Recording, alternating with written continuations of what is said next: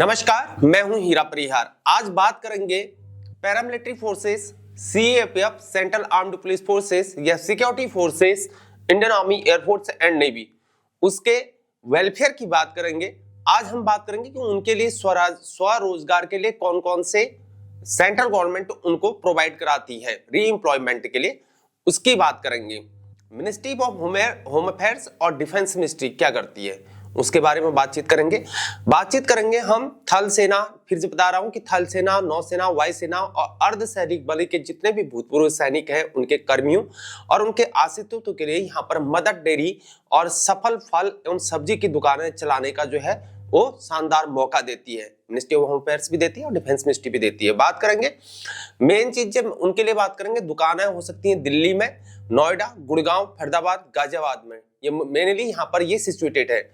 अब बात करते हैं, प्रत्येक दुकान में ताजे फल मिलते हैं, सब्जियों के साथ फ्रोजन सब्जी तथा अन्य खाद्य उत्पाद भी बिक्री के लिए ये चीजें उपलब्ध कराई जाती है। ओके, इन दुकानों में नवीनतम आधुनिक उपकरण प्रयोग किए जाते हैं, जैसे तौलने वाली कंप्यूटराइज मशीन, डीप फ्रीजर और वीजी कूलर इत्यादि। इसका बेनिफिट आप ले सकते हैं। सभी उपकरणों का रखरखाव मदर डेयरी के तकनीकी विशेष द्वारा मुफ्त में किया जाता है और दुकानों को चलाने की ट्रेनिंग भी मदर डेयरी के विशेषज्ञों द्वारा ये भी दी जाती है। निवेश मात्र आपको 1 लाख रुपए करना है, सिक्योरिटी जो कि रिफंडेबल होती है, और 50,000 आपके कार्यशील पूंजी की ये जो होती है आवश्यकता होती है, इतना पैसा आपको लगता है। बात करेंगे इसमें क्वालिफिकेशन और इसमें क्यूआर क्या रखा गया है, ठीक है ना। क्वालिफिकेशन रिक्वायरमेंट क्या है, भूतपूर्व सैनिक, अर्धसैनिक बल के जो भी भूतपूर्व कर्मी हैं उनके लिए मैक्सिमम एज जो है 58 ईयर्स रखी गई है। मेडिकल कैटेगरी आपके जो भी ए बी सी जो भी हो चलेगा, मेडिकल कैटेगरी ए हो गया और बी हो गया और सी हो गया, जो भी है आपका चलेगा। शैक्षिक योग्यता आपकी न्यूनतम होनी चाहिए 8 पास चलेगा, और आपने सर्विस करी है उसकी 10 साल कम से कम आपकी सर्विस होनी चाहिए। सिपाही होना चाहिए या उसके नजदीक भी जो भी कोई भी आपका समकक्ष रैंक है, और ये सूबेदार मेजर तक या पैरामिलिट्री फोर्सेस या अन्य जो भी है सीएपीएफ उसके समकक्ष होना चाहिए, इक्विवेलेंट होना चाहिए। आई थिंक भूतपूर्व सैनिक, अर्धसैनिक भूतपूर्व वर्ग के जो आश्रित है, अब डिपेंडेंट है, उनके लिए भी ये फैसिलिटी है। उनके लिए 18 साल की कम से कम एज होनी चाहिए, न्यूनतम 10 पास उनको होना चाहिए क्वालिफिकेशन में। सिपाही समकक्ष, अधिकतम सूबेदार मेजर या समकक्ष इनके बच्चे होने चाहिए। प्रमाण पत्र आपको चाहिए, इसमें पिता पुत्र के 4 ज्वाइंट फोटो चाहिए और डिपेंडेंट सर्टिफिकेट चाहिए, और सचिव जिला सैनिक बोर्ड और फोर्स हेडक्वार्टर या समकक्ष द्वारा प्रमाणित होना चाहिए। पैरामिलिट्री फोर्सेस और सीएपीएफ के जो भी आपके ऑर्गेनाइजेशन है उसके WRB इंस्टीट्यूशन है वो चलाती है। आपके सीएपीएफ और पैरामिलिट्री का जो WRB ऑर्गेनाइजेशन है वो चलाती है। उन्होंने जगह जगह जो है आपके डिस्ट्रिक्ट वेलफेयर ऑफिसर रखे हैं, यानी कि DWO रखे हैं, और SWO रखे हैं, स्टेट वेलफेयर ऑफिसर्स रखे हैं।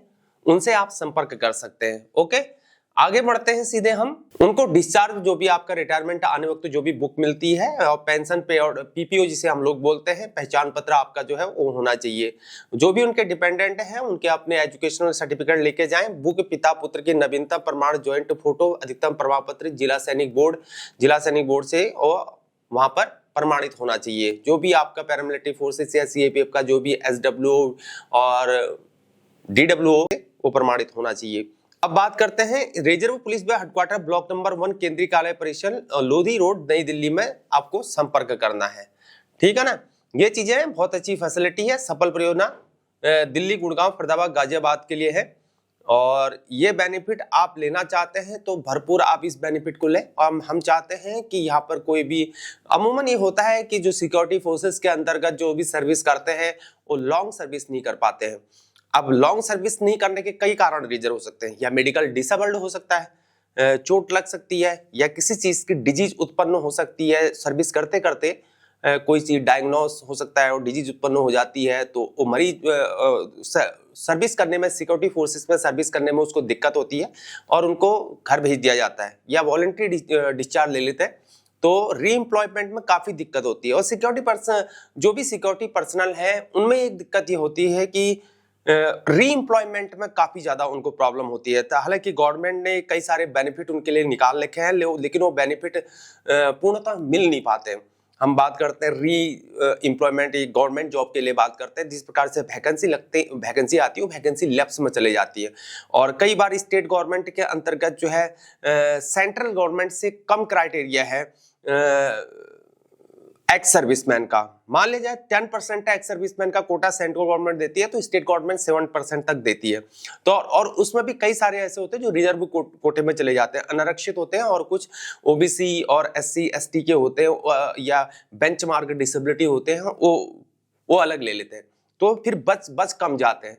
तो इससे जो बहुत ज्यादा मतलब उनका री एम्प्लॉयमेंट नहीं हो पाता है, और वो वैकेंसी जो होती है लैप्स में चले जाती है, वो फुलफिल नहीं करते हैं। क्योंकि एक क्राइटेरिया गवर्नमेंट ने रख दिया कि भाई बैंकिंग सेक्टर में अगर जॉब करनी तो इतने आपको पास इतने मार्क्स लेके आने, या अदर में जॉब करनी है तो आपको इतने मार्क्स लेके आने। तो कई जवान ऐसे होते हैं मार्क्स नहीं ला पाते हैं, तो वो वैकेंसी लैप्स हो जाती हैं, ठीक है ना। कुछ तो ले पाते हो, सिलेक्शन ले लेंगे, लेकिन जो नहीं ले पाते तो उनको वो नहीं करते हैं, क्योंकि आपको इतने % मार्क्स लेके आने, जैसे 40% तो 40% लेके ही आने, तभी आपका सिलेक्शन होगा।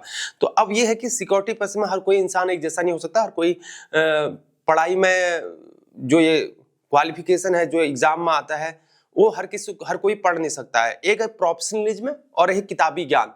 अब किसी चीज के लिए सिलेक्शन कर रहे हैं हम, एसएससी सीजीएल है, पुलिस की भर्ती है इत्यादि, वो भी है, सब चीजें, लेकिन क्या है प्रोफेशनलिज्म को वैल्यू, भारत के अंदर प्रोफेशनलिज्म को कम वैल्यू दी गई है, और जो रट्टू किताबी ज्ञान है उसको ज्यादा वैल्यू दी गई है। दिक्कत यहीं पर है। अब जब दिक्कत होती है ऐसी, तो फिर काम सही तरीके से नहीं होता है। मान ले जाए कोई क्लर्क है, स्टेनोग्राफर है, अब स्टेनोग्राफर के लिए, क्लर्क के लिए सिलेक्शन हो रहा है, तो फौज में ऑलरेडी वो क्लर्क है, स्टेनोग्राफर है, फौज में हर काम उसको आते हैं, सिक्योरिटी फोर्सेस के अंदर वो हर काम को करता है, लेकिन जब वो कॉम्पिटिटिव एग्जाम देने के लिए जाता है तो उसका सिलेक्शन नहीं होता है, जबकि वो प्रोफेशनल है, ठीक है ना, लेकिन उसका सिलेक्शन नहीं होता है, क्योंकि किताबी ज्ञान कम है नहीं, टेक्निकल नॉलेज ज्यादा है लेकिन किताबी ज्ञान नहीं है, तो सिलेक्शन नहीं हो पाता है। तो इससे बहुत बड़ी दिक्कत होती है, क्योंकि भारत के अंदर प्रोफेशनल्स को वैल्यू नहीं दी जाती है, और किताबी ज्ञान रट्टू जो होते हैं किताबी ज्ञान को ज्यादा वैल्यू दी जाती है, तो वहां पर बच्चे मार खा जाते हैं। आई एम सॉरी, जो फौजी बंदे होते हैं वो मार खा जाते हैं, ठीक है ना।